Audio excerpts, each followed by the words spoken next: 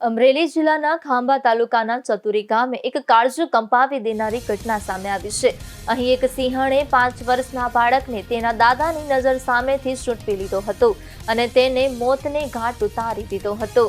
અમરેલી જિલ્લામાં છેલ્લા એક જ મહિનામાં સિંહના હુમલાની આ ત્રીજી ઘટના હોવાથી સ્થાનિકોમાં ભારે ફફડાટ વ્યાપી ગયો છે. ચતુરી ગામે રહેતો 5 વર્ષનો માસૂમ જિયાન દેવ કુંભાભાઈ સીધા રાત્રિના સમયે તેના દાદાની આંગળી પકડીને દૂધ આપવા જઈ રહ્યો હતો.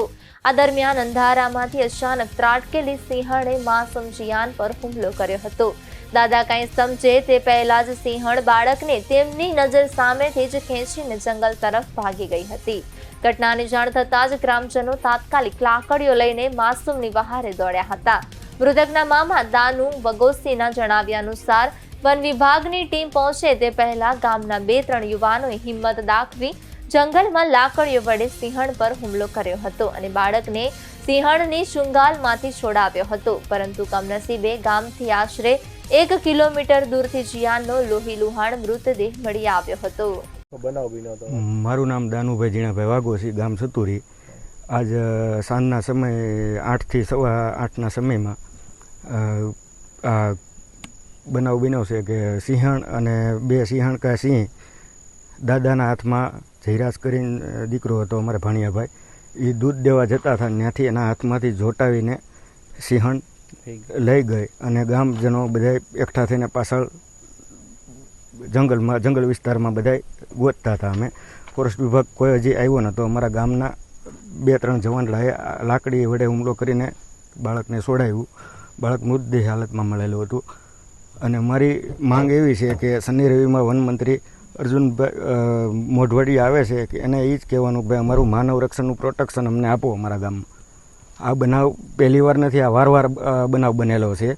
અને આની આગલી રાતે પણ સિંહને સિંહણ આખી રાત હુવા નથી દેતા. એ મારા ઘરની આગળ અમે 4-5 વાગ્યા સુધી આખી રાત જાગવાનું અમારે આનું. અહીં કોઈ અધિકારી કોઈ કાંઈ ધ્યાન દેતું નથી. તો હવે અમારી માંગ એ છે કે હવે આગળ આવા બનાવ બનતા રહે તો અમારું પ્રોટેક્શન કોણ આપે? એટલે અમારે અહીંયા અમારા ગામમાં ગાર્ડ, ફોરેસ્ટ ઓફિસ, અહીં બધું અમારી માંગણી એ છે કે ભાઈ અમારા ગામનું આગળની રક્ષણ બધી જવાબદારી વનમંત્રી લે, એની બાંહેધરી આપે તો નકર અમે આગળ આંદોલનની ચીમકી આપીએ છીએ. આજરોજ તુલસીશ્યામ રેન્જ અંદર આવતી ચતુરી રેવન્યુ વિસ્તારમાં સિંહ દ્વારા માનવ મૃત્યુ થવાની ઘટના બનવા પામેલ છે.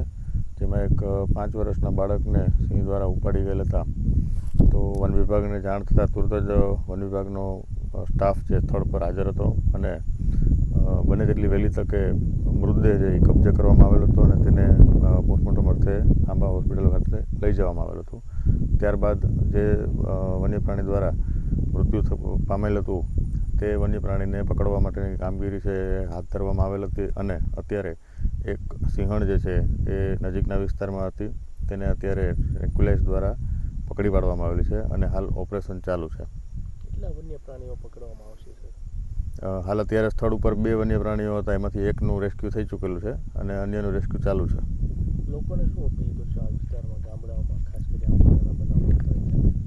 લોકોને ખાસ તો એટલી જ અપીલ છે કે ભાઈ સાંજના સમયે કે અંધારામાં મોટાભાગે લોકો છે લાકડી કે લાઇટ વગર જતા હોય છે. તો લોકોને એટલી અપીલ છે કે સાથે 1 કે 2 લોકો સાથે જતા હોય અને લાઇટ અને લાકડી જે છે એની વ્યવસ્થા સાથે રાખવી જોઈએ.